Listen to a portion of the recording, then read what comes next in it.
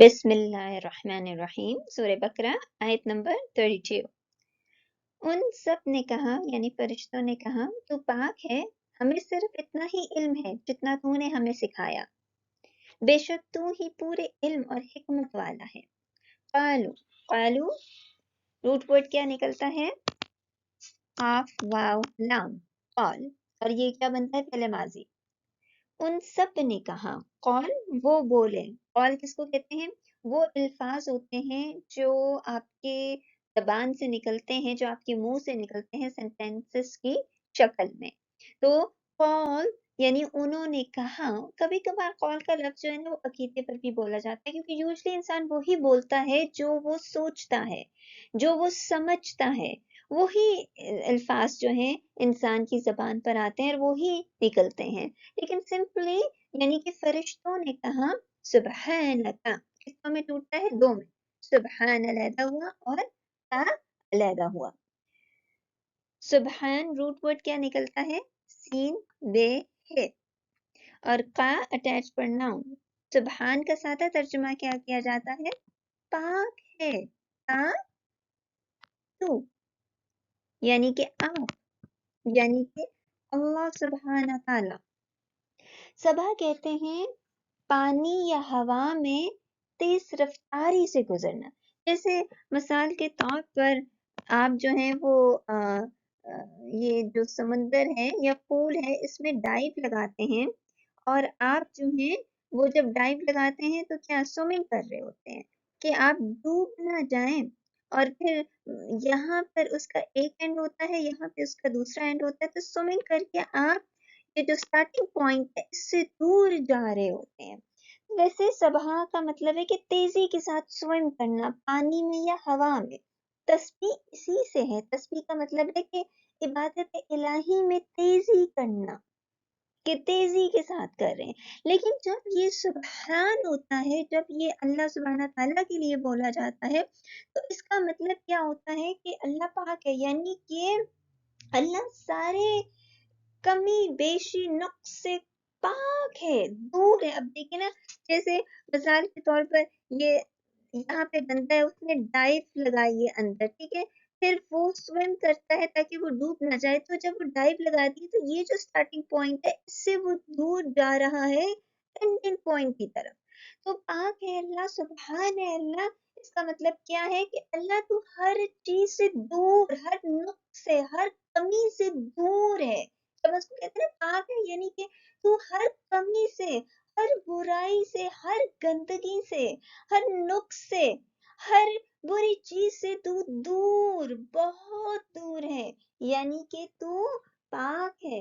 ابن عباس رضی اللہ عنہ فرماتے ہیں سبحان کے معنی اللہ سبحانہ تعالیٰ کی پاکیزگی کے ہیں کہ وہ ہر برائی سے بالا تر ہے۔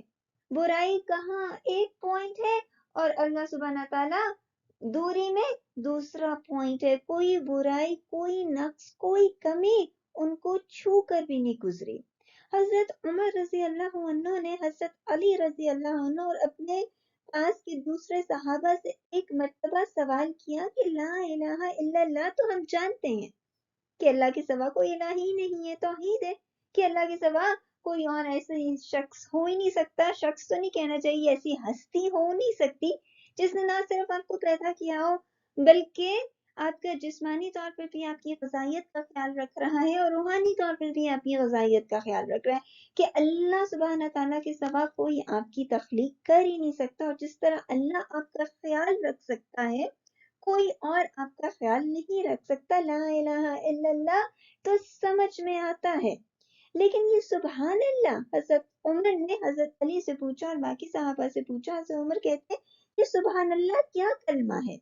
تو حضرت علی رضی اللہ عنہ نے جواب دیا کہ اس کلمے کو اللہ نے اپنے نفس کے لیے پسند فرمایا ہے، اس سے وہ خوش ہوتا ہے اور اس کا کہنا اسے محبوب ہے۔ حضرت میمون رحمۃ اللہ علیہ فرماتے ہیں اس میں اللہ سبحانہ تعالیٰ کی تعظیم ہے کہ وہ تمام برائیوں سے بالا تر ہے، تمام برائیوں سے پاک۔ ہم کہتے ہیں نا سبحان ربی العظیم، کہ تو اتنا عظیم ہے کہ برائی تجھ کو چھو ہی نہیں سکتی۔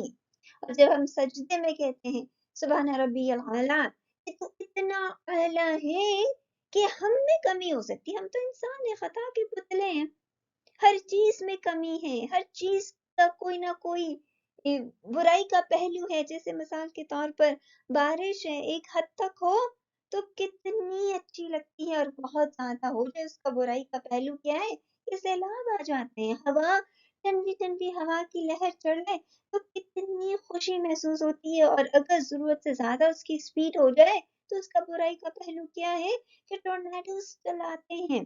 تو اسی طرح جب ہم کہتے ہیں نا سبحان ربی العظیم, سبحان ربی العالی, کہ عظیم تو عظمت کے انتہا کو پہنچا ہوا ہے, تو اعلیٰ یعنی تو اعلیٰ کے انتہا بہت ہی اعلیٰ ہے, سم الورا ہے. اور سبحان کہ کوئی تجھے برائی چھو ہی نہیں سکتی, تیرا کوئی برائی کا پہلو ہے ہی نہیں ہے. تو اتنا پیور ہے, اتنا پاک ہے, اتنا اتنا اچھا ہے تو.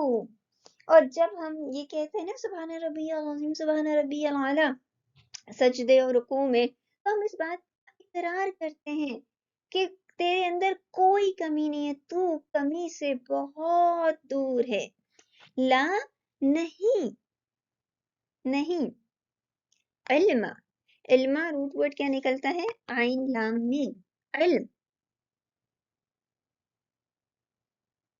نہیں, لا علم. اب یہ دیکھیں کہ لا تو ہو گیا نیگیٹو پارٹیکل, ٹھیک ہے, لیکن علما میں جو میم ہے نا, یہ ہمیں کیا بتاتا ہے کہ لا کا ترجمہ ہوا نہیں, اور علم کا ترجمہ کیا ہوا کوئی. یہ جو زبر ہے یہ کیا بتاتا ہے, یہاں پہ ترجمہ ہوگا کوئی علم, کسی چیز کا علم ہمارے پاس نہیں ہے. علم کا مطلب کیا ہوتا ہے, علم کا مطلب ہوتا ہے کسی بات کی گہرائی تک پہنچانا, نالج جس کو کہتے ہیں, پوری طرح کا نالج. لنا کتوں میں ٹوٹتا ہے, دو میں. لا علیحدہ ہوا, یعنی کہ لا ہو گیا کو, نون زبرنا ہم کو. ہم کو کسی قسم کا کوئی علم نہیں ہے. اللہ آپ پاک ہیں, آپ تو ہر نق سے پاک ہیں, آپ کو تو سب کچھ پتا ہے. لا علم لنا, ہمیں کسی, یہ دیکھیں نا کوئی کا کیا مطلب ہے, کوئی علم نہیں ہے. جیسے ہم کہتے ہیں لا الہ, اب جب ہم کہہ رہے ہیں لا الہ, الہ یعنی کہ کوئی اور الہی ہے ہی نہیں اللہ تیرے سوا. اس کوئی نے کیا کیا ہے, اس زبر میں, یہ الہ کے اوپر جو زبر ہے اور میم کے اوپر زبر ہے, اس نے ایمفیسائز کر دیا کسی قسم کا کوئی علم ہی نہیں ہے ہمارے پاس. اور لا الہ, تیرے سوا کوئی اور الہی ہے ہی نہیں ہے. تو لا کیا بنا پھر, جر اور نہ اٹیچ پر ناؤن, یعنی کہ ہم کو, یعنی کہ مجرور, کہ ہم کو کوئی علم نہیں ہے. اللہ, اللہ مگر, اور اللہ کیا ہے, حروف استثناء, یعنی ایکسیپشنل پارٹیکل آ رہا ہے کہ ہمیں کوئی علم نہیں ہے مگر ایک ایسی ایکسیپشن ہے. جیسے مثال کے طور پر سارے اسٹوڈنٹس جو ہیں ان کا بی آیا ہے, مگر ایک اسٹوڈنٹ جو ہے, ایک ایکسیپشن جو ہے اس کا اے آیا ہے. تو اللہ جب بھی آتا ہے کیا کرتا ہے, یہ ایکسیپشن پارٹیکل ہوتا ہے, یعنی کہ یہ حرف استثناء ہوتا ہے, یعنی ایگزمپٹ کرتا ہے کہ ہمیں کوئی علم نہیں ہے, لیکن ایک ایسی ایگزمپشن ہے جو ہمارے پاس ہے. ماں جو کچھ, علمتنا کتنوں میں ٹوٹتا ہے, تین میں. علم علیحدہ ہوا, تا علیحدہ ہوا, نون زبرنا علیحدہ ہوا.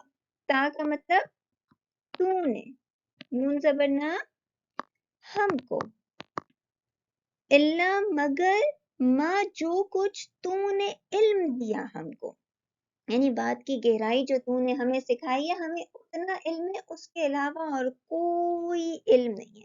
اب لام کے اوپر یہ تشدید جو ہے یہ کیا بتاتی ہے, باب تفعیل ہے.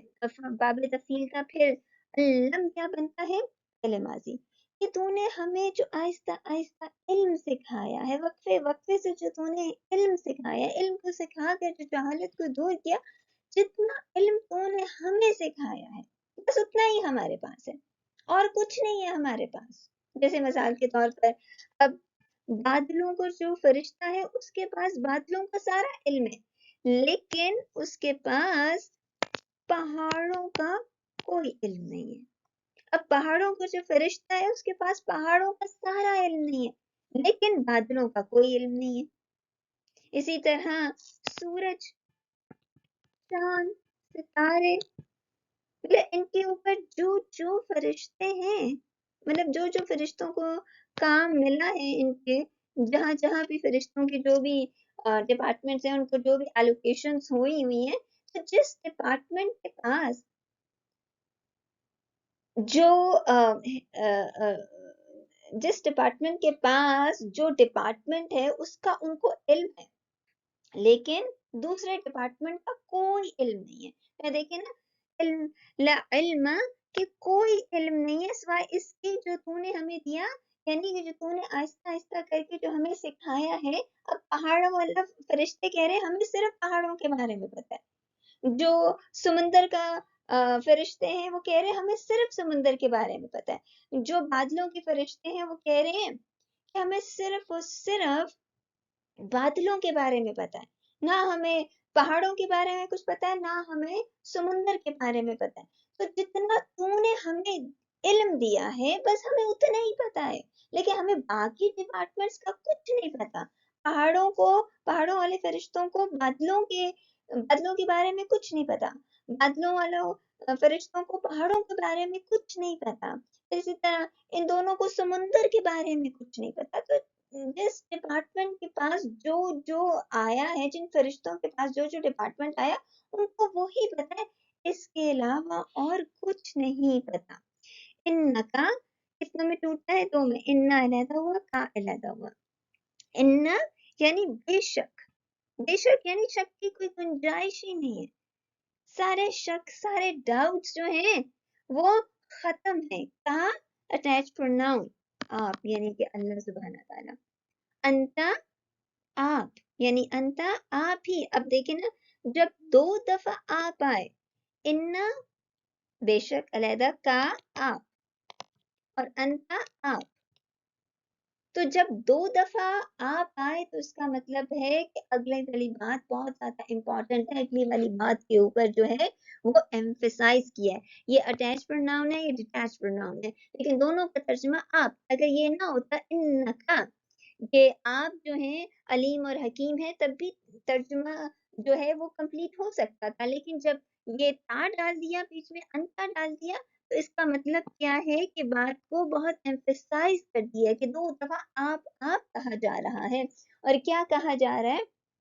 العلیم، العلیم کتنوں میں ٹوٹتا ہے؟ الف لام علیحدہ ہوا اور علیم علیحدہ ہوا، روٹ ورڈ کیا نکلتا ہے؟ عین لام میم، کہ آپ ہی کے پاس علم ہے۔ اور جب یہ یا بیچ میں آ جائے تو اس کا مطلب ہے کہ فعیلون کے وزن کرے، یہ بہت بہت زیادہ علم ہے آپ کے پاس، بہت بہت زیادہ۔ الحکیم کتنوں میں ٹوٹتا ہے؟ دو میں، ال اور حکیم، روٹ ورڈ کیا ہوا؟ ہے، کاف نہیں۔ اور یہ یا جو ہے وہ فعیلون کے وزن پر، یعنی کہ بہت بہت حکمت والا ہے۔ حقامہ کس کو کہتے ہیں؟ ہے، کاف میم، یعنی کسی چیز کی اصلاح کے لیے اس کو روک دینا۔ احکامات الہی کیا ہوتے ہیں؟ احکامات الہی کے اللہ نے ہماری جب کمزوریاں دیکھی، اس کے اوپر جو رولز اینڈ ریگولیشنز بھیجے، وہ بیسیکلی اگر ہم اللہ کے رولز اینڈ ریگولیشنز کو مانیں گے تو ہماری اصلاح ہوگی، اس وجہ سے ان کو احکامات الہی کہتے ہیں۔ اور حکمت کیا ہوتی ہے؟ کہ علم اور عقل کے ذریعے حق بات دریافت کرنا۔ حکمت الہی کس چیزوں کی معرفت حاصل کرنا اور ان کی معرفت حاصل کر کے اللہ تک پہنچ جانا۔ لیکن یہاں پہ حکیم آ رہا ہے، حکیم آ رہا ہے، صفت آ رہی ہے اللہ سبحانہ تعالیٰ کی، کہ اللہ سبحانہ تعالیٰ بہت حکیم و حکمت والے ہیں۔ حکمت کا کیا مطلب ہوتا ہے؟ حکمت کا مطلب ہوتا ہے کہ وہ حق بات ہمارے سامنے رکھتے ہیں۔ اب جیسے احکامات الہی کی میں نے اگزامپل دی ہے نا، تو احکامات الہی کیا ہے؟ وہ اللہ کی رولز اینڈ ریگولیشنز ہے۔ اب جب ہم ان کو فالو کریں گے تو اس کا فائدہ کیا ہوگا کہ ہمارے اندر اصلاح ہوگی، ہم اپنے آپ کو اپنی ویکنیسز کے اوپر قابو پا سکتے ہیں. اور اللہ نے جو رولز اینڈ ریگولیشنز رکھے ہیں وہ کس بنا پہ رکھے ہیں؟ اس بنا پہ رکھے ہیں کہ حق بات سامنے آ سکے.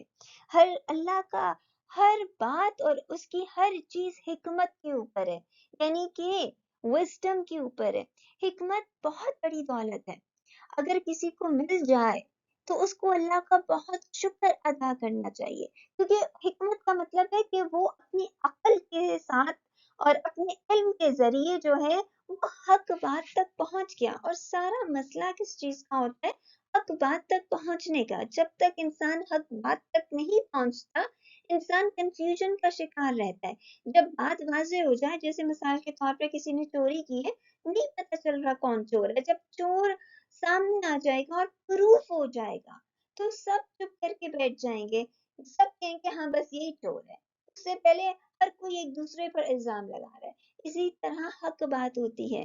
حق بات ایک چور کی طرح چھپی ہوئی ہے، ہر اینگل میں چھپی ہوئی ہے، ہر آیت میں چھپی ہوئی ہے، ہر نشانی میں چھپی ہوئی ہے. جب وہ سامنے ہمارے آ جاتی ہے تو ہمارے اندر کی ساری کانفلکٹس وغیرہ جو ہیں سارا کچھ اندر ہمارا درست ہو جاتا ہے کہ ہاں یہی سچ ہے. پھر کنفیوژن نہیں ہوتی، پھر آپ باطل پرستی کی طرف نہیں جاتے، پھر آپ غلط ایگزٹس نہیں لیتے. دیکھیں نا، اللہ سبحانہ تعالیٰ اوپر سات آسمان کے اوپر، ہم کدھر ہیں؟ زمین پر. یہ سیدھا راستہ جا رہا ہے، صراط مستقیم، اور اس کے راستے میں کتنے زیادہ ایگزٹس آ رہے ہیں. جب آپ جو ہیں آپ کو وسڈم آ گیا، آپ کو پتا چل گیا کہ یہ ایگزٹ جو ہے یہ والا، یہ یہاں پہ جو ایک دروازہ سا کھل رہا ہے یہ غلط راستے کی طرف آپ کو لے کے جا رہا ہے، آپ کبھی اس راستے پہ نہیں چلیں گے. کیوں؟ کیونکہ آپ حق بات تک پہنچ چکے ہیں. تو اللہ جو کام کرتا ہے حکمت پر کرتا ہے. اللہ جو کام کرتا ہے اس لیے کرتا ہے کہ ہم اس کو، اس کی بات کو سمجھیں، اس پہ عمل کریں. اس کو کوئی فائدہ نہیں ہوگا، فائدہ ہمیں ہوگا. جیسے 5 وقت کی نماز ہے، اس کی حکمت کیا ہے کہ روح ربانی جو اللہ نے ہم کو دی ہے اس کو کھانا دینا ہے. جتنا ہم روح ربانی کو کھانا دیں گے، جتنا اس کا خیال رکھیں گے، کیونکہ وہ اللہ کی چیز ہے، ہماری چیز نہیں ہے، ہمارے جسم کے اندر قید ہے. کل کو وہ اتنی ہی خوبصورت ہوگی روزے محشر والے دن، ہمیں وہ اتنا ہی فائدہ دے گی. تو نماز پڑھنے سے کیا ہوتا ہے؟ اللہ کے ساتھ تعلق قائم ہوتا ہے. نماز پڑھنے سے کیا ہوتا ہے؟ اب وہ حجابات کے پردے اٹھتے ہیں. نماز پڑھنے سے کیا ہوتا ہے کہ وہ روح ربانی اوپر آتی ہے جسم حیوانی کے اوپر. جب روح ربانی جسم حیوانی کے اوپر آتی ہے تو ہمیں ایک روحانی طاقت ملتی ہے، ہمیں ایک نورانی طاقت ملتی ہے. جب وہ طاقت ہم دنیا میں استعمال کرتے ہیں تو کبھی بھی ہمارا شیطان ہمارے اوپر حاوی نہیں ہو سکتا، کبھی بھی ہم یہ غلط قسم کے ایگزٹس نہیں لے سکتے، کبھی بھی ہم غلط قسم کے ایگزٹ لے کے کبھی بھی ہم جو ہے وہ غلط راستے پر نہیں چل سکتے. یہ ہے حکیم ہونا، کہ وہ کیا ہے؟ وہ علیم ہے، وہ حکیم ہے، بہت زیادہ علم والا ہے اور بہت زیادہ حکمت والا ہے. اس کی ہر چیز کے پیچھے ایک چھپا ہوا راز ہے جس کو کہتے ہیں حکمت، جس کو کہتے ہیں وزڈم.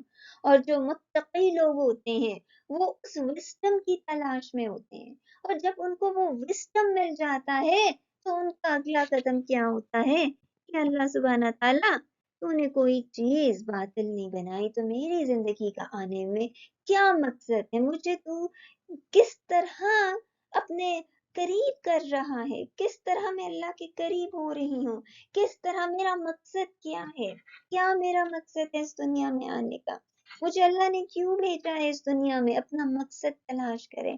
جب آپ کو آپ کا مقصد مل جائے گا، یقین جانے زندگی کی ساری چیزیں بیکار نظر آنے لگ جائیں گی، کیونکہ آپ کا مقصد کیا ہے کہ آپ نے جنت العدن فردوس بری تک پہنچنا ہے.